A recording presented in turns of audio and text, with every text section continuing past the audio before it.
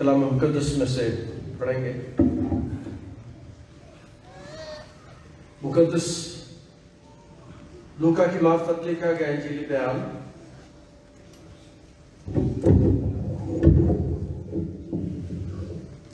दूसरा बाब और 25वीं आयत से। कलाम मुकद्दस में से मुकद्दस लूका की मार्फत लिखा गया इंजीली बयान दूसरा बाब और 25वीं आयत से हम कलाम मुकद्दस में से तलावत सुनेंगे। और देखो, यरूशलेम में शमौन नाम एक आदमी था, और वह आदमी रासबास और खुदा तरस और इसराइल की तसल्ली का मुंतजर था, और रूहुल कुद्स उस पर था। और उसको रूहुल कुद्स से आगाही हुई थी कि जब तक तू खुदावंद के मसीह को देख ना ले, मौत को ना देखेगा। वो रूह की हिदायत से हैकल में आया। जिस वक्त माँ बाप उस लड़के यीशु को अंदर लाए ताकि उसके लिए शरीयत के दस्तूर पर अमल करें, तो उसने उसे अपनी गोद में लिया और खुदा की हम्द करके कहा, क्या मालिक, अब तो अपने खादम को अपने कौल के मुआफिक सलामती से रुखसत करता है, क्योंकि मेरी आंखों ने तेरी निजात देख ली है, जो तूने सब उम्मतों के रूबरू तैयार किया है, ताकि गैर कौमों को रोशनी देने वाला नूर और तेरी उम्मत इसराइल का जलाल बने। उसका बाप और उसकी माँ इन बातों पर जो उसके हक में कही जाती थी ताज्जुब करते थे। और शमौन ने उनके लिए दुआए खैर की और उसकी माँ मरियम से कहा, देख, इसराइल में बहुतों के गिरने और उठने के लिए और ऐसा निशान होने के लिए मुकर्रर हुआ है जिसकी मुखालफत की जाएगी, बल्कि खुद तेरी जान भी तलवार से छिद जाएगी, ताकि बहुत लोगों के दिलों के ख्याल खुल जाए। खुदा का शुक्र उसके कलाम के लिए, आमीन। हम बड़े दिन के बाद यीशु की पैदाइश के वाकयात और पैदाइश के बाद के वाकयात पर गौर कर रहे हैं, सीख रहे हैं।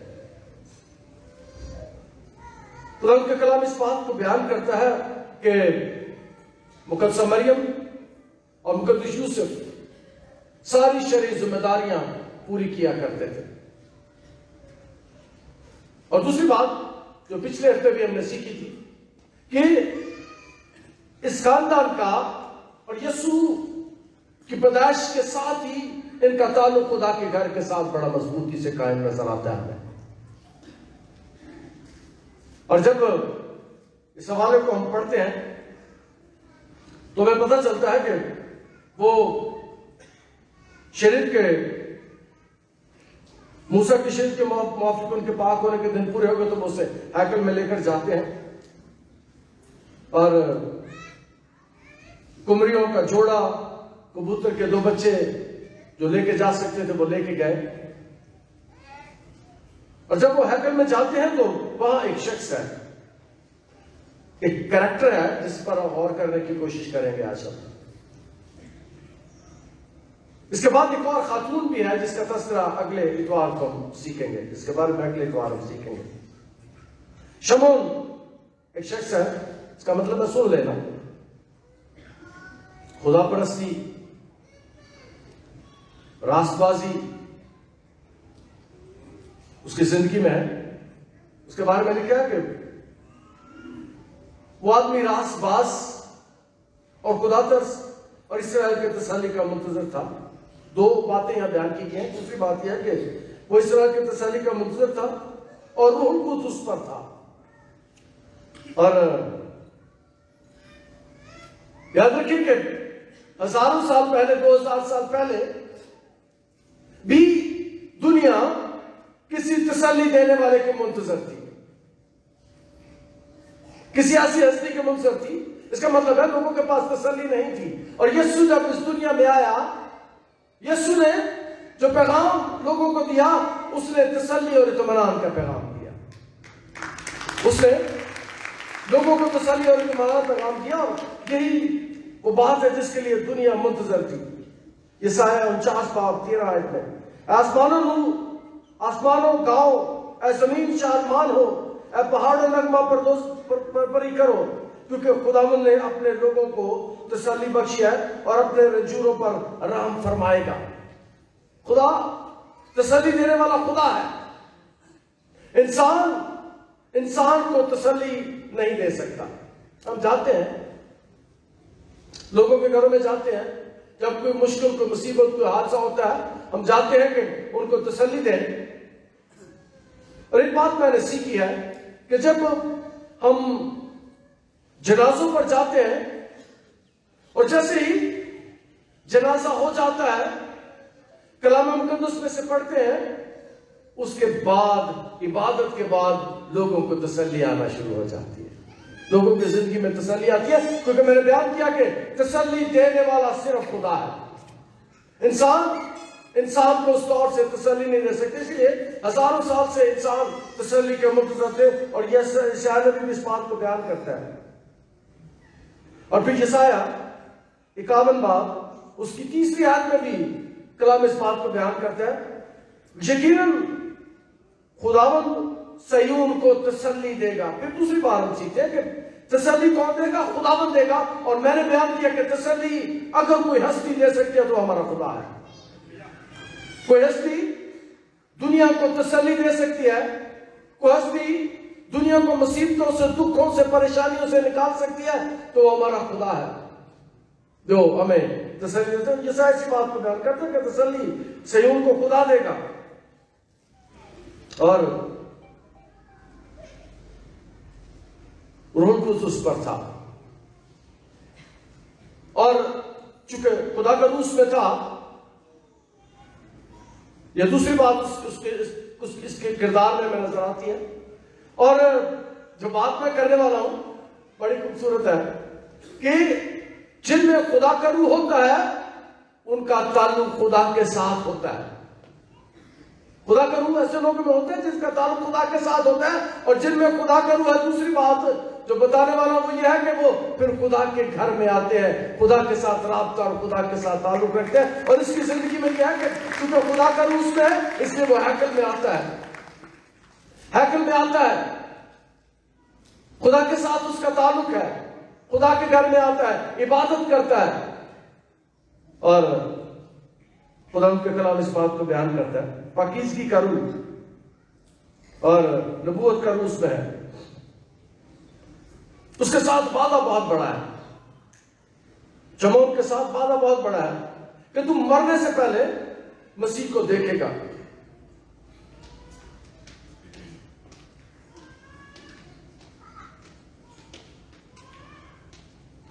और मसीह को जो देख ले, जिसकी जिंदगी में मसीह आ जाए, वो तब्दील हो जाता है, वो तब्दील हो जाता है। इसमें खुदा का रूह है, तसल्ली का मुंतज़र है, लेकिन याद रखें कि इन सारी बातों के बावजूद वो मसीह का मुंतज़र है, मसीह खुदावंद का मुंतज़र है। और याद रखें कि रूह कुद्स का काम हमारी जिंदगी में यह है कि हम खुदा को जाने, खुदा को जाने। रूह कुद्स यीशु को हमारे साथ मुतारफ करवाता है, रूह कुद्स हमारी मदद करता है। आज के कलाम में से अगली बात आपको सिखाना चाहता हूं, बड़ी खूबसूरत है कि जिनकी जिंदगी में खुदा रूह पाक होता है, सबसे बड़ा उनकी जिंदगी में क्या काम होता है। आमतौर पर लोग आपसे सवाल करते हैं कि आपको रूह पाक का तजर्बा है, आपको रूह पाक मिल गया है। आपसे अक्सर लोग सवाल करते हैं। मैं बुनियादी बात आपको सिखाना चाहता हूं, जिसकी जिंदगी में भी रूह कुद्स है, तो सबसे बुनियादी बात यह है कि वो यीशु को खुदा का बेटा कहते हैं। बगैर रूह कुद्स की मदद के आप यीशु को खुदा का बेटा नहीं कह सकते। ये बिल्कुल बुनियादी बात है रूह कुद्स की। बड़ी बड़ी बातें नहीं मैं करता। जिनमें रूह कुद्स नहीं है, जिनकी जिंदगी में खुदा रूह पाक नहीं है, वो यीशु को खुदा का बेटा नहीं कहते। वो यीशु को नबी तो कहते हैं, यीशु को हस्ती भी मानते हैं, लेकिन वो यीशु को खुदा का बेटा नहीं कहते। एक दिन की बात है कि कैसरिया फिलिप्पी के इलाके में यीशु गए, शागिर्दों के साथ थे, और यीशु पूछते हैं कि लोग मेरे बारे में क्या कहते हैं। शागिर्दों ने कहा कि नबियों में से कोई एलिया या नबियों में से कोई। यीशु कहते हैं तुम मुझे क्या कहते हो, तुम्हारा मेरे बारे में क्या ख्याल है। पतरस एकदम बोलता है कि तू अल मसीह जिंदा खुदा का बेटा है। और पतरस को यीशु ने कहा, पतरस ये बात तुझे खून और गोश्त ने नहीं, बल्कि ये बात तुझे खुदा के रूह ने बताई है। तो दुनिया में जो भी लोग यीशु को खुदा का बेटा कहते हैं, रूह कुद्स उन्हें कायलियत देता है, रूह कुद्स उन्हें कायल करता है। ये बुनियादी काम है रूह कुद्स का, कि रूह कुद्स यीशु की शनाख्त हमें देता है, और इसकी जिंदगी में भी रूह कुद्स है, और ये यीशु का मुंतजर है। रूह कुद्स उसकी मदद कर रहा है। तो तूने निजात दहिंदा को देख रहा है, और याद रखें कि जो निजात दहिंदा को देख लेता है उसकी जिंदगी से खौफ खत्म हो जाता है, उसको तसल्ली आ जाती है, उसकी जिंदगी में इत्मीनान आ जाता है, वो तसल्ली और इत्मीनान से भर जाता है। ये शख्स जो हैकल के साथ जुड़ा हुआ है,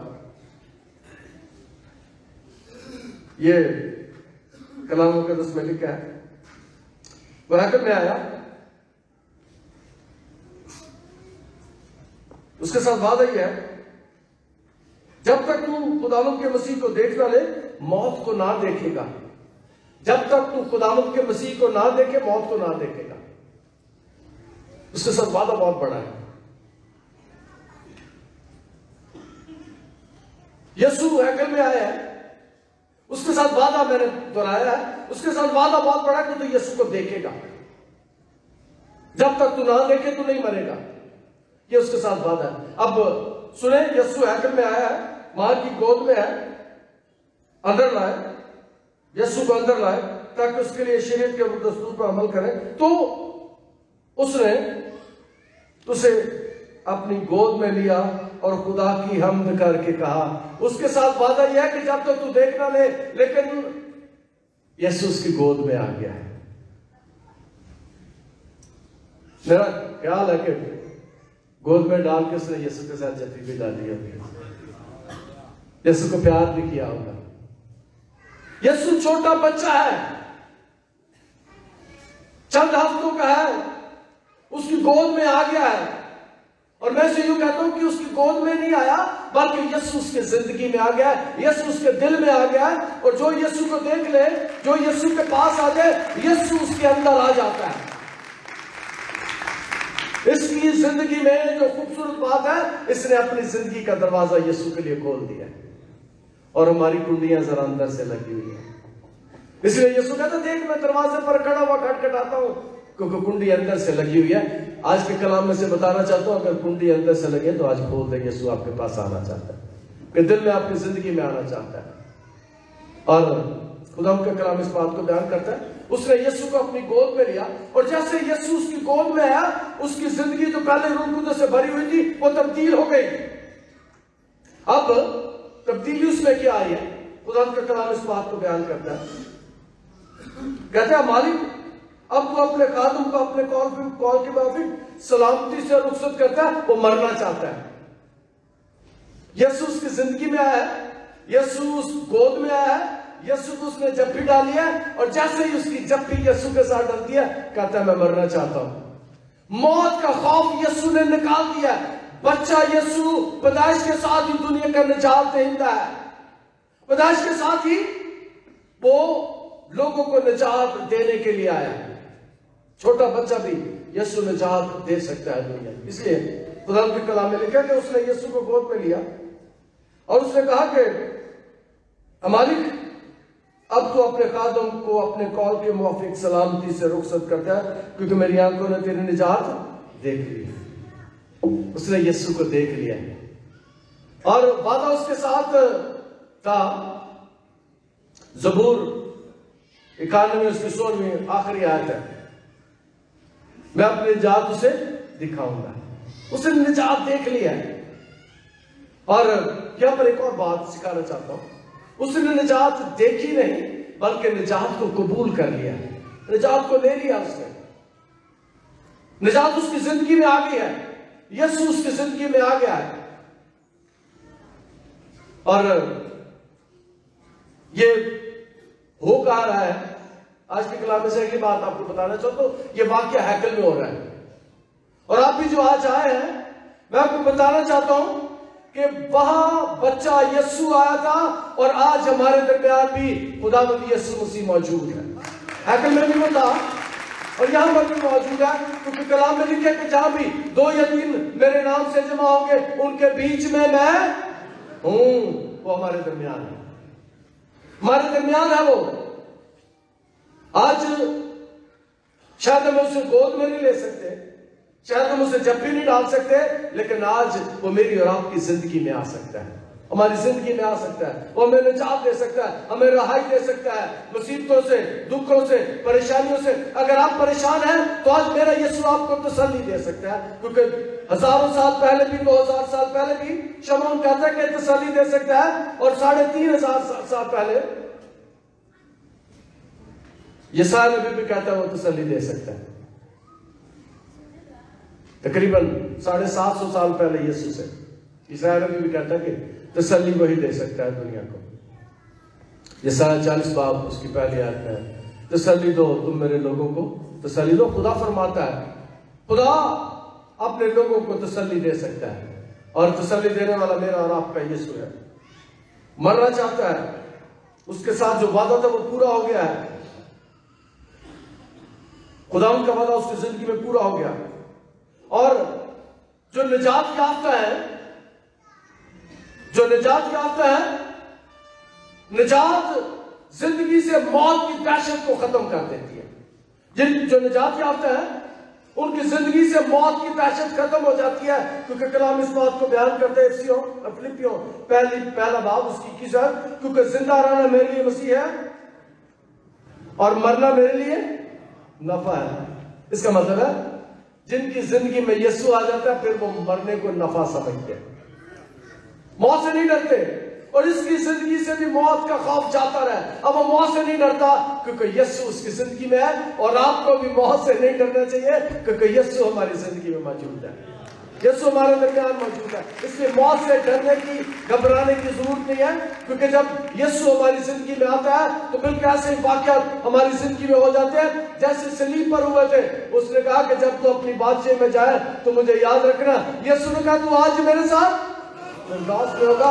यीशु डाकू की जिंदगी में आ गया, फिरदौस के दरवाजे बंद थे, खुल गए, बहिश्तों के बंद दरवाजे। जैसे ही निजात उस डाकू की जिंदगी में आई, आसमानों पर बंद दरवाजे उसके लिए खुल गए। और जैसे यीशु हमारी जिंदगी में आता है, आसमानों के बंद दरवाजे हमारे लिए खुल जाते हैं, निजात आ जाती है, निजात गुनाहों से आ जाती है। यीशु हमें रहाई दे सकता है। इसकी जिंदगी में हम देखते हैं कि रहाई का पैगाम आ गया। हमें याद रखना चाहिए कि खुदावंद हमें खौफ से रहाई दे सकता है। अपने कौल के मुताबिक अपने खादम को सलामती से रुक सकता है, क्योंकि मेरी आंखों ने तेरी निजात देख लिया है, जो तूने सब उम्मतों के रूबरू तैयार किया, ताकि गैर कौमों को रोशनी देने वाला नूर और तेरी उम्मत इस्राएल का जलाल बने। 2 बातें यहां पर। यीशु सारी दुनिया का निजात देता है, सारी दुनिया का नूर है। यीशु ने कहा जब तक मैं इस दुनिया में, मैं दुनिया का नूर हूं। और वो गुनाहों के जोर को मेरी और आपकी और दुनिया की जिंदगी से तोड़ सकता है। और ये बातें उसके मां बाप सुन रहे थे और ताज्जुब कर रहे थे। और अगली बात जो आज की कलाम में से आपके सामने रखना चाहता हूं वो यह है कि खुदा यीशु मसीह इस दुनिया का निजात देता है, इस दुनिया को रहाई देने के लिए आया है, वो तसल्ली देने के लिए आया है। सबसे बड़ी चीज जो वो दे सकता है वो निजात है। कोई और निजात नहीं दे सकता, क्योंकि कलाम इस बात को बयान करता है कि मेरे वसीले के बगैर कोई बाप के पास नहीं जा सकता। वसीला भाई है, निजात भाई दे सकता है, हमारे गुनाहों से मलाप भाई करा सकता है, आसमानों पर भाई हमें लेके जा सकता है, रिश्तों के बंद दरवाजे मेरे और आपके लिए वही खोल सकता है। उसी के पास ये इख्तियार है और किसी के पास नहीं है। आसमान और जमीन का कुल इख्तियार मुझे दिया गया है। वो आसमानों के बंद दरवाजे अपने लोगों के लिए खोल सकता है और वो तसल्ली दे सकता है। शमौन तसल्ली का मुंतजर था, वो बीमारों को शिफा देकर तसल्ली दे सकता है, वो भूखों को खाना खिलाकर तसल्ली दे सकता है, वो लाजर को 4 दिन के बाद मुर्दों में से जिंदा करके तसल्ली दे सकता है, वो अंधों को आंखें देकर तसल्ली दे सकता है, वो कोढ़ियों को शिफा देकर तसल्ली दे सकता है और आज वो कोरोना के मरीजों को शिफा देकर तसल्ली दे सकता है। वो लाइलाज बीमारियों का इलाज कर सकता है, वो कैदियों को रहाई दे सकता है, वो मुसीबतों से निकाल सकता है, वो दुखों से निकाल सकता है, वो लाइलाज बीमारियों का इलाज करके मुझे और आपको तसल्ली दे सकता है। और मेरा ईमान है कि जिसकी जिंदगी में यीशु आ जाता है उसके पास तसल्ली आ जाती है। वो भूखों को खाना खिलाकर तसल्ली दे सकता है। उसने 5 रोटियों और 2 मछलियों के साथ 10-12 हजार लोगों को खाना खिला के उन्हें तसल्ली दी थी। वो आज भी हमें तसल्ली दे सकता है। शमौन तसल्ली का मुंतजर था और आज भी जो अपनी जिंदगियां शमौन की तरह यीशु को दे देते हैं, उनकी जिंदगी में तसल्ली आ जाती है। फिर मौत से नहीं डरते, मौत से नहीं घबराते, बल्कि मौत को समझते हैं कि ये नफे का काम हो गया। इसलिए डरने की, खौफजदा होने की जरूरत नहीं है। जहां डर और खौफ है वहां मेरा और आपका खुदा आ मौजूद होता है। मैं डर से, खौफ से निकालने के लिए खुदावंद के कलाम के वसीले से हमें बरकत दे। हम दुआ करें। अजीज और प्यारे आसमानी खुदा, हमारे खालिक और मालिक रब, तेरा शुक्र, तेरी तारीफ तेरे कलाम के लिए। इसके कलाम के वसीले से बरकत दे, हमें संभाल, अपने आप को तेरे मजबूत और कभी हाथों में देते हैं। जो मुश्किल मुसीबत परेशानी में हमें तसल्ली दे, यीशु के अलकादर नाम के वसीले से, आमीन।